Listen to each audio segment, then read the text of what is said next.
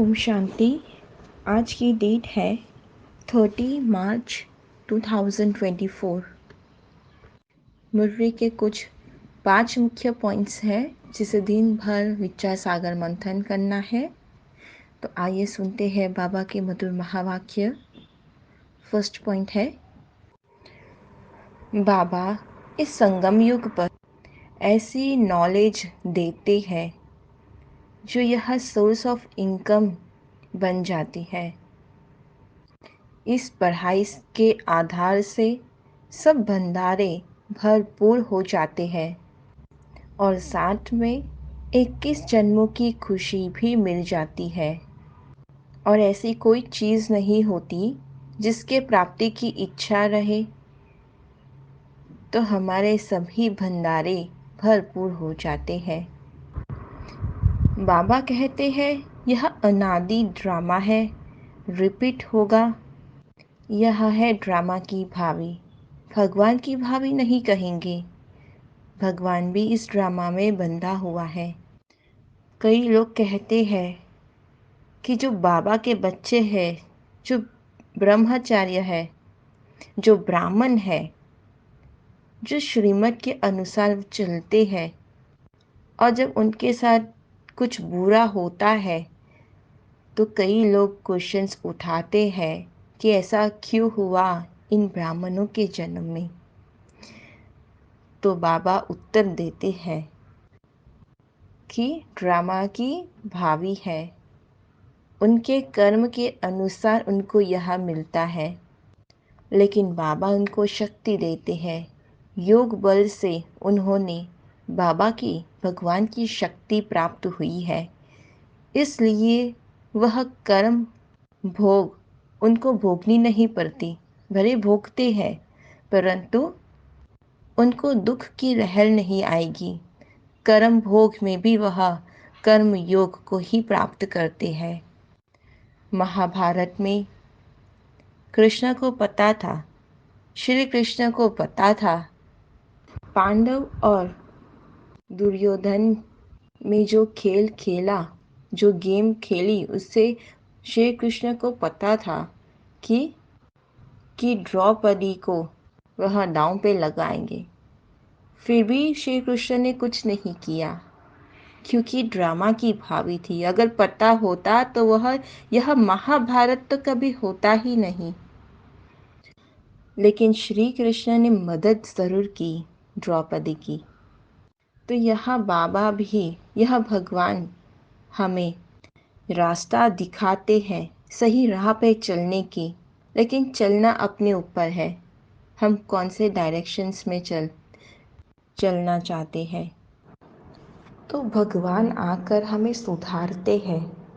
सतयुग है सुधरी हुई नई दुनिया और कलयुग है अनसुधरी हुई पुरानी दुनिया। बाबा हमें कितना रिफाइन करते हैं, कितना बदलते हैं। बाबा हमें रिफाइन करके आर्य बनाते हैं, अर्थात देवी देवता बनाते हैं। अब हम अनआर्य बन पड़े हैं। बाकी वह जो आर्य समाज है वह तो अनेक मठ पंथ है। सेकंड पॉइंट है, बाबा कहते हैं आपस में रू रिहान करो। देवताएं कितने सॉल्वेंट थे, अब सभी आर्टिफिशियल चीज़ें हो गई है। सतयुग में सबकी अपनी अपनी प्रॉपर्टी आदि होती है। कोई अप्राप्त वस्तु नहीं जिसके प्राप्ति की इच्छा रहे। हमारी बुद्धि में है knowledge is source of income. Knowledge ही सब कुछ है, पढ़ाई का भंडार है। इसलिए पढ़ाई से हम इतने ऊंच बन जाते हैं। और देखो संगम युग पे भी कितनी रिफाइन बुद्धि हो जाती है। हम सही जगह पर खर्च करते हैं, जो नीडेड है, जो नेसेसरी है, वहाँ पे ही हम खर्च करते हैं। तो बाबा आकर के हमें कितना समझदार बनाते हैं। यह बातें जल्दी कोई समझ ना सके, खोटों में कोई ही निकलते हैं। थर्ड पॉइंट है, बेहद की पढ़ाई पढ़ाने वाले के बदले पढ़ने वाले का नाम डाल दिया है। दुनिया इन बातों को नहीं जानती है। कहते हैं भगवान वाच पढ़ा कर गए हैं, यह बहुत बड़ा झाड़ है। भक्ति की यह अनेक ताल तालियां अगर ना होती तो ये झाड़ का नाम भी ना रहे, ड्रामा भी ना रहे। पढ़ाने वाला तो पढ़ाकर फिर गुम हो जाते हैं, फिर जो पढ़ते हैं वह पढ़ने वाले आकर विश्व के मालिक बन जाते हैं। तो ये कितनी नई बात हो गई। आत्मा निर्लेप हो नहीं सकती, शरीर तो मिट्टी है, अच्छा व बुरा संस्कार आत्मा में है। पिछाड़ी में सबको अपने अपने धर्म में जाना ही है, आखिर सब अपने अपने घर तरफ भागेंगे।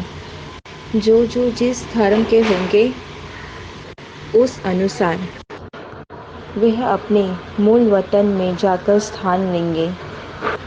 जैसे कोई विलायत में कोई मरता है तो उनको भारत में ले आते हैं, क्योंकि भारत है ही फर्स्ट क्लास पवित्र भूमि। अभी तो है विशेष वर्ल्ड। पावन आत्माएं मूल वतन में है, वह है ब्रह्मा महातत्व। सब पावन बनकर वहाँ जाएंगे, फिर नंबरवार आएंगे पाठ बजाने। देवताओं से भी हम ब्राह्मण बड़े नॉलेजफुल हैं, तो कितना वंदर है। 4th पॉइंट है, बाप को याद करते करते शरीर का भान निकल जाएगा। सन्यासी भी इस अवस्था का अभ्यास करते करते शरीर छोड़ देते हैं। पहले हम तुच्छ बुद्धि के थे, जब बाप ने हमें समझाया तब हमारे कपाट खुल गए। जो लोग कच्चे हैं उन्हें माया हक कर लेती है। यह बहुत बड़ा इम्तिहान है। पास विद ऑनर तो सिर्फ 8 ही है, 8 रत्न है। हमारी आत्मा में बैटरी भरेगी जब योग होगा, जब आत्मा पवित्र होगी। तमो प्रधान आत्मा वापस जा नहीं सकती। बाप से योग होगा तो सतो प्रधान बनेंगे। सतयुग में तो गायें भी सुंदर है, बड़े बड़े आदमी का फर्नीचर्स भी सुंदर। गायें अच्छा दूध देती है, तब तो दूध की नदियाँ बहती है। इस दुनिया को तुम तुच्छ समझते हो, इनका सारा किचड़ा स्वाहा होने वाला है, फिर सारा किचड़ा निकाल सब स्वच्छ हो जाना है। 5th पॉइंट है, अपनी विशाल बुद्धि द्वारा सर्व शक्तियों रूपी सेवाधारियों को समय पर कार्य में लगाओ। जो भी टाइटल डायरेक्ट परमात्मा द्वारा मिले हुए हैं उसके नशे में रहो। स्वमान की स्थिति रूपी सीट पर सेट रहो तो सर्व शक्तियाँ सेवा के लिए सदा हाजिर अनुभव होगी, आपके ऑर्डर के इंतज़ार में होगी। तो वरदान और वर्षे को कार्य में लगाओ।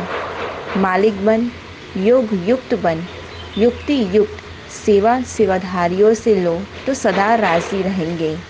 बार बार अर्जी नहीं डालेंगे, तो अर्जी नहीं सदा राजी बनो। कोई भी कार्य शुरू करने के पहले विशेष यह स्मृति इमर्ज करो कि सफलता मुझ श्रेष्ठ ब्राह्मण आत्मा का जन्म सिद्ध अधिकार है। अच्छा, तो ये थी बाबा के मधुर महावाक्य। ओम शांति।